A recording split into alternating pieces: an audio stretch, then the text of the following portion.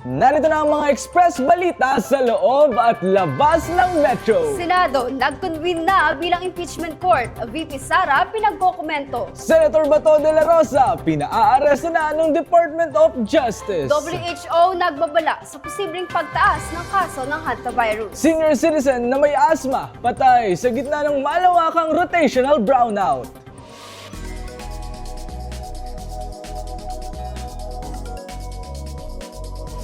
Magandang araw, Pilipinas! Good morning, Metro Manila. Metro Sense, bangon na! Ngayon po ay Sabado, June 13, 2026. At kami po ang inyong makakasabay para sa umagang ito. Ako po si Giselle Quinanola. At ako naman si Russell Devora at narito ang mga storyang gigising ng inyong umaga. Dito sa Morning Metro! Simulan na natin ang araw sa mamiinit na balita sa Metro Express.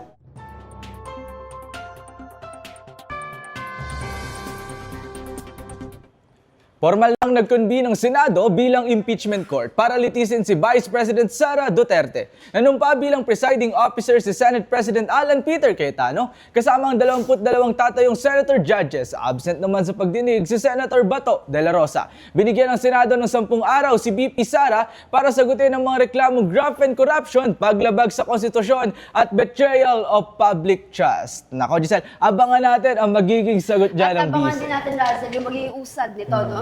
Samantala, inatasan na ng Department of Justice o DOJ ang PNP at NBI upang hulihin si Senator Ronald Bato de la Rosa. Ayon kay DOJ Secretary Frederick Vida, kasunod ito ng pagbasura ng Korte Suprema sa hiling ng senador na pigilan ng arrest warrant ng International Criminal Court o ICC laban sa kanya. Nasasangkot si De La Rosa sa kasong Crimes Against Humanity kaugnay na madugong drug war ni dating Pangulong Rodrigo Duterte. Kaya ang tanong ng sambayanan dito, Russell, ay nasaan na daw kaya si Senator Bato? Nasaan na kaya?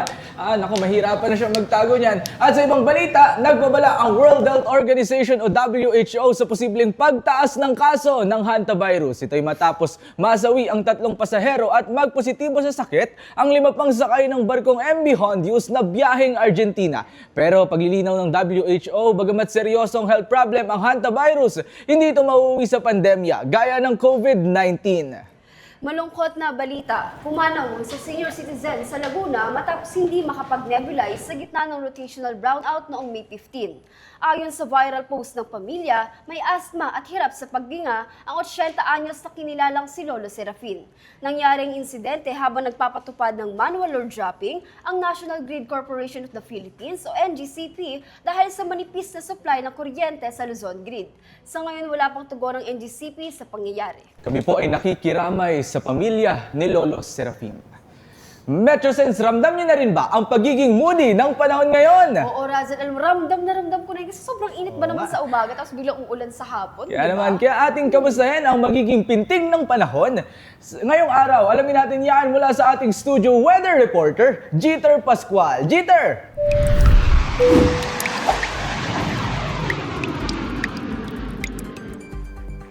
Magandang umaga, Giselle, Russell at sa ating MetroSense. Sa mga lalabas po ng bahay ngayong araw, magbaon po tayo ng tubig dahil mananatili pa rin pong mainit ang panahon. Ayon sa datos ng Pag-asa, posibleng pumalo sa 43 to 44 degrees Celsius ang damang init sa Metro Manila. Posible ring umabot sa 42 degrees Celsius ang heat index sa Cebu, habang 41 degrees Celsius naman sa Davao City. Ang ganyang kainit ay may panganib na magdulot ng heat cramps at heat exhaustion, kaya't iba yung pag-ingat po mga MetroSense. Ngayon man, inanunsyo na rin ng Pag-asa ang pagsisimula ng habagat o southwest monsoon. Kaya't sa mga susunod na araw, asahan na po natin ang paunti-unti at madalas na pag-ulan.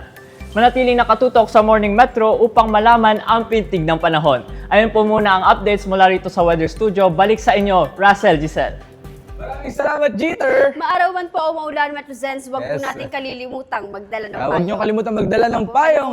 Giselle, silipin naman natin ang live na lagay ng trapiko sa Metro on Motion.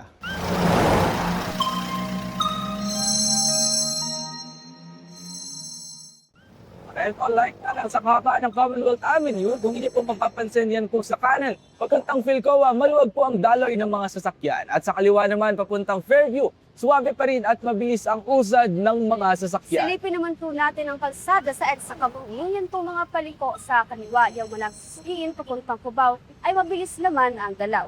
Yan naman kung nasa kaliwa ng screen, napadiretso ka mapupunta Quezon Avenue, ikaw tilitin lamang sa stoplight, kaya naman light to moderate ka din. Yan lang. Silitin rin natin ang daloy sa Welcome Rotonda. Yan kung papuntang Quezon City sa kanan ay light to moderate na ang galaw. Sa kaliwa naman na Maynila ay pareho rin magaan pa at mabilis ang daloy ng mga sasakyan. Mag-iingat po kayo sa inyong biyahe, Metrosense. Yes, ingat po kayo Metrosense at abangan mamaya, 3-term calendar ng Department of Education ipinatupad na. Metrosense, ano kaya ang say? At Carfree Carefree sa Tomas Morato, Quezon City, linggo-linggo na. Kaya wag po muna tayong aalis, lahat po yan sa pagbabalik ng Morning Metro!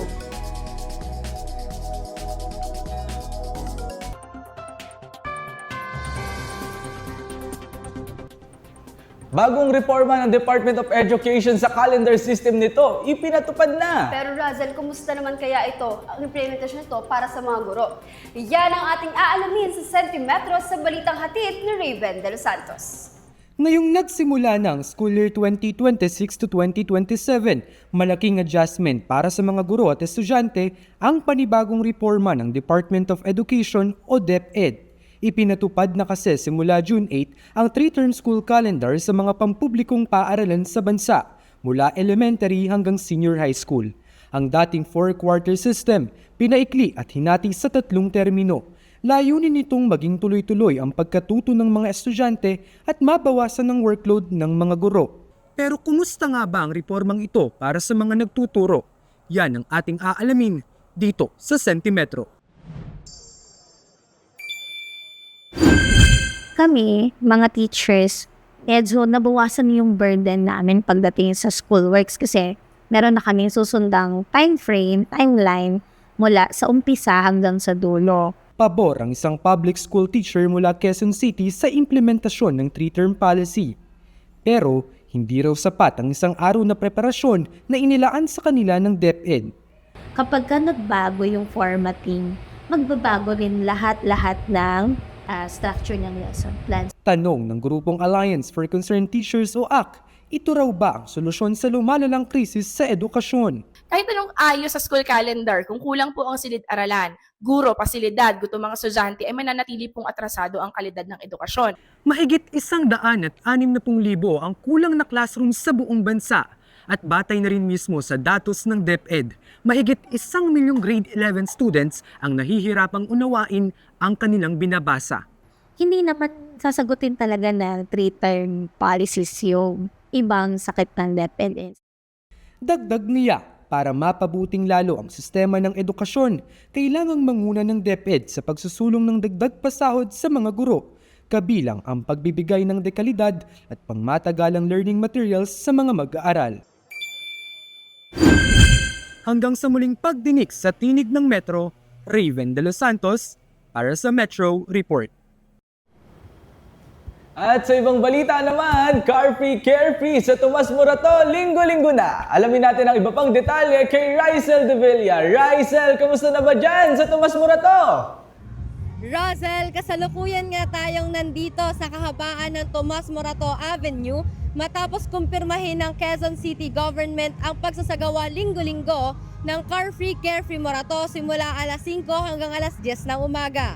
Makikitang halo-halo ang matatanda at mga batang nakikilahok sa iba't ibang mga booths and activities na meron dito, tulad ng Zumba, Palarong Pinoy, bike lesson, pickleball, street chalk art at iba pa. Labis naman ang saya at pagpapasalamat ng mga attendees and person in charge sa nasabing programa. Sobrang saya at saka nakakatuwa kasi through the Quezon City Government, nagkaroon tayo ng ordinance na ito nga, pursuant to Ordinance number 3345, Series of 2024, every Sunday kinokonduct tong Carfree Carefree Sunday dito sa Tomas Morato. So tuloy-tuloy lang to and ayun, I hope maraming makapunta kasi talagang pinopromote ito yung well-being, yung kagandahan ng well-being or yung ano natin. Ayan. Pinagbabawalan ang pagdaan ng mga sasakyan sa bahagi ng Tomas Morato Avenue mula Scout Ralios hanggang Don Alejandro Rosas Avenue. Ang inisyatibong ito ay naglalayong isulong ang aktibong pamumuhay, pangangalaga sa kalikasan at paglikha ng ligtas na espasyo para sa mga Q-citizens. Rysel De Villa para sa Metro Report, balik dyan sa studio. Oy, mukhang masaya dyan ha. Sana mas marami pang ganyang initiative, Rysel, within Metro Manila. Yes, Razel, para healthy yung bonding, no? Yes. Samantala, punta naman tayo sa Pampa Good Vibes ng ating umaga para sa nakakatawa na istoryang hatid ni Shelo Tolentino. Shelo?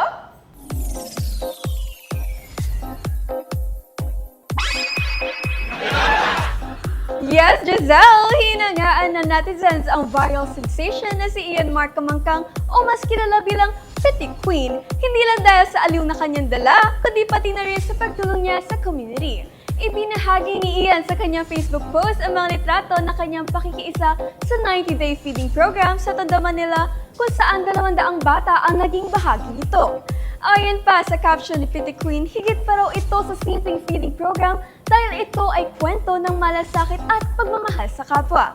Bago pa man makilala si Ian bilang Petit Queen, ay isa siyang dedikadong guro at proud member ng Tivoli community mula sa Lake Cebu, South Cotabato. Pero paano nga yung pitik-pitik na gano'n? Yan po ang mabalit at story ang hinimay natin ngayong umaga. Kaya Metrozens, lagi po tayong magpasalamat pagkagising para laging happy ang ating morning. And speaking of pasalamat, we would like to thank our media partners in partnership with Vox Infinitus in collaboration with ePedal.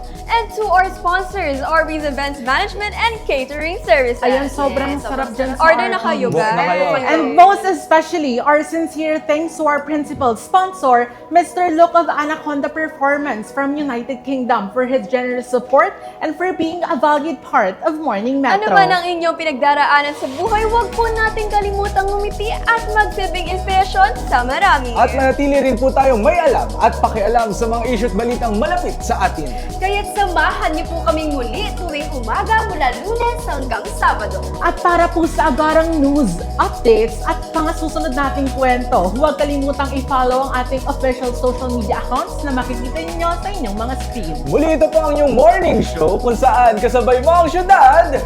Morning Metro! Maraming salamat. Maraming Ingat salamat kayo. po. Sa mga papasok. Ingat kayo. Ingat. Mag-